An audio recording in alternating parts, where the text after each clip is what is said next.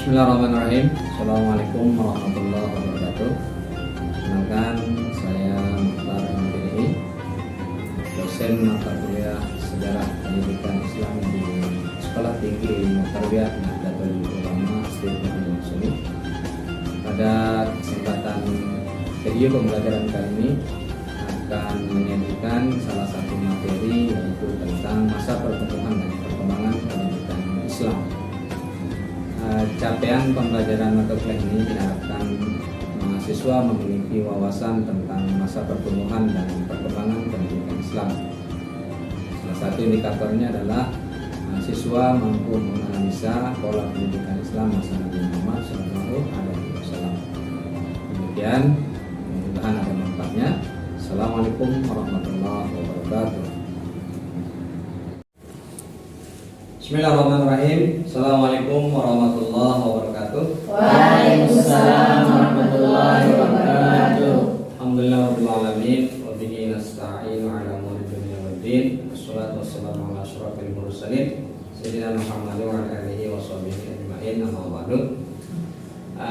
Rekan-rekan mahasiswa yang berbahagia, alhamdulillah pada kesempatan kali ini kita dapat berjumpa lagi dalam mata kuliah Sejarah Pendidikan Islam. Tapi sebelumnya, bagaimana kabarnya? Semua sehat? Sehat. Sehat semuanya dalam keadaan sehat walafiat ya. Hari ini ada yang tidak masuk? Semua hadir? Semua hadir. Alhamdulillah semua hadir. Jadi kita bisa lanjutkan mata kuliah Sejarah Pendidikan Islam. Pada pertemuan yang terdahulu kita sudah jelaskan apa pengertian dari sejarah pendidikan Islam. Mungkin untuk bisa mengingatkan kembali, apa tujuan kita mempelajari sejarah pendidikan Islam? Ada yang masih ingat tujuan mempelajari sejarah pendidikan Islam? Salah satu diantaranya apa? Mungkin habis untuk mengetahui sejarah pendidikan Islam, untuk mengetahui bagaimana sejarah pendidikan Islam. Ya. Dengan kita mengetahui bagaimana sejarah pendidikan Islam, maka kita akan bisa mengambil iktibar atau pelajaran dari perkembangan pendidikan Islam. Maka pada pertemuan kali ini kita akan coba membahas masa pertumbuhan dan perkembangan pendidikan Islam, khususnya pada masa Nabi Muhammad SAW. Jadi berbicara tentang pertumbuhan dan perkembangan pendidikan Islam, maka kita mulai dari masa Nabi Muhammad SAW. Materi ini adalah memiliki wawasan tentang masa pertumbuhan dan perkembangan pendidikan Islam. Jadi setelah materi ini kita sampaikan, nanti diharapkan kepada semua mahasiswa punya wawasan bagaimana pertumbuhan dan perkembangan pendidikan Islam. Selanjutnya Nabi Muhammad SAW. Sebagaimana kita maklumi, ketika kita berbicara tentang pertumbuhan dan perkembangan pendidikan Islam, maka diawali dan dimulai oleh bagaimana baginda Rasul menyiarkan dan mendakwakan Islam ini. Maka secara langsung ketika kita berbicara tentang pola pendidikan Islam masa Nabi, maka sesungguhnya kita berbicara tentang bagaimana sejarah perjuangan baginda Rasul Sallallahu Alaihi Wasallam dalam mensiarkan Islam, dalam melakukan dakwah ini.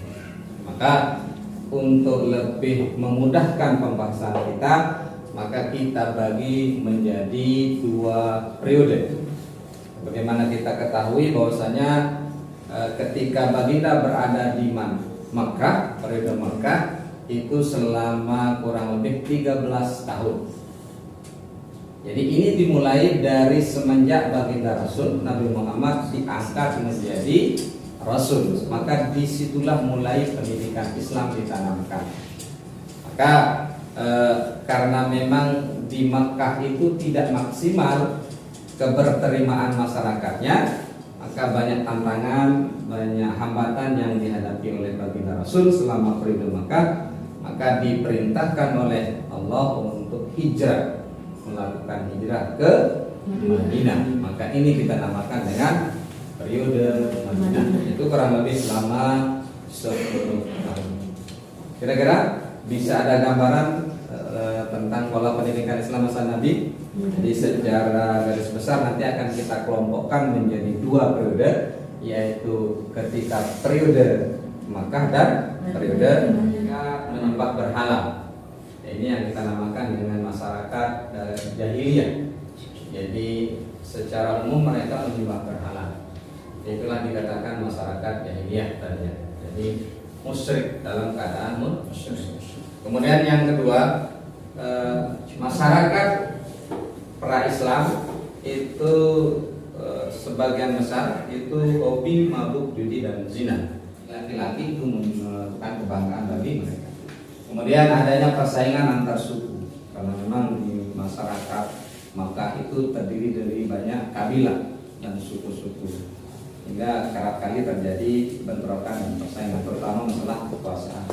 Yang terakhir itu masih memegang teguh kepercayaan nenek moyang.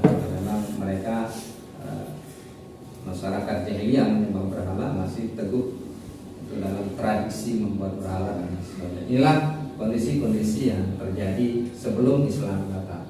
Maka apa yang dilakukan oleh baginda Rasul?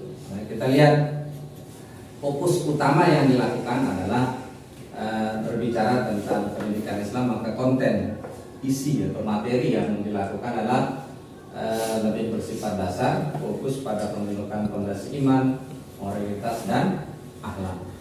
Inilah misi utama, yaitu memberantas kemusyrikan. Sama dengan nabi-nabi yang lain diutus untuk memberantas kemusyrikan, menegakkan kalimat tauhid. Nah, itulah beberapa kondisi yang dilakukan. Mensaudarakan antara penduduk Madinah dan penduduk Makkah. Kalau yang Madinah kita kenal dengan kaum Ansor, kalau yang Makkah kita kenal dengan penduduk Muhajirin. Maka mensatukan 2 kelompok ini antara kaum Ansor dan Muhajirin, mempersaudarakannya. Maka itu strategi yang dilakukan baginda Rasul. Maka terbentuklah negara Islam. Maka di Madinah di samping sebagai pendidik, Nabi juga sebagai seorang pemimpin, karena memimpin ada mendirikan pemerintahan negara Islam yang kita kenal adanya Piagam Madinah, di mana Piagam Madinah ini merangkul semua kelompok, tidak ada perbedaan, semua masyarakatnya punya hak dan kewajiban yang sama. Itulah yang dirangkul oleh baginda Rasul. Maka nilai-nilai humanisme, nilai-nilai kemanusiaan itu ditanamkan lewat Piagam Madinah. Maka di sini kalau kita melihat perbandingan antara periode Makkah dan Madinah, sungguh sangat berbeda. Ketika di Makkah baginda Rasul menghadapi masyarakat yang luar biasa, ngobrol moralitasnya. Kemudian kalau di Madinah lebih leluasa, maka pengembangan pendidikan di periode Madinah lebih leluasa. Aspek sosial, aspek hukum, ekonomi dan semuanya itu masuk dalam periode Madinah. Mungkin itu saja yang bisa kita sampaikan lewat materi ini. Mudah-mudahan bisa dipahami dan bisa membedakan pola pendidikan Islam di Makkah dan pola pendidikan di Madinah.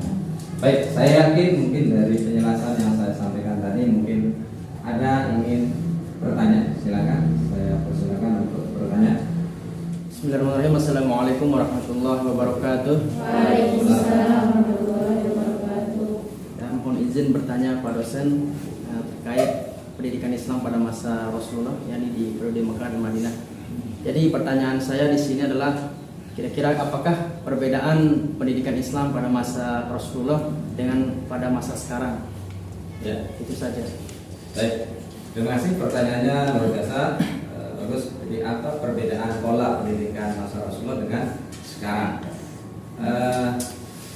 Tentu memang sangat berbeda kondisi masyarakat masa ketika Rasul menghadapi waktu itu menjalankan dakwah ini Kemudian kalau sekarang ini sudah luar biasa, jadi masyarakatnya sudah, apalagi sekarang dikenal dengan zaman era digital ya, era digital. Jadi Islam itu tidak anti kepada hal-hal yang bersifat teknologi. Justru sebaliknya Islam itu sangat mendukung.